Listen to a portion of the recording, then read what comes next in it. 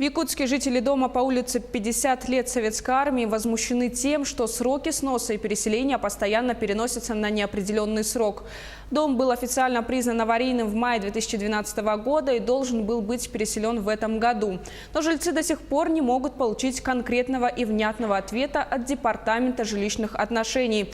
В прошлом году у них собирали все документы на переселение в 2019 году, но сейчас, судя по данным сайта dom.rf, их расселят только в 2021. Хотя другие дома, которые были признаны аварийными, позже них стоят в очереди на расселение раньше. Сказали нам, что нас передвинули на 2020 год. Хорошо, я перезваниваю на следующий день, спрашиваю, так и так, вот такой-то дом, в каком году нас все-таки расселяют? В 2020-м. Хорошо, я возмутилась там, конечно, мне не дали никаких ответов, ничего. На следующий день я все равно туда звоню, потому что у меня опять ряд вопросов, как бы буйство эмоций. И мне говорят уже на 21-й, ну вот как так? Ответы никаких не дают. И самое интересное, что уже есть списки, кого будут расселять.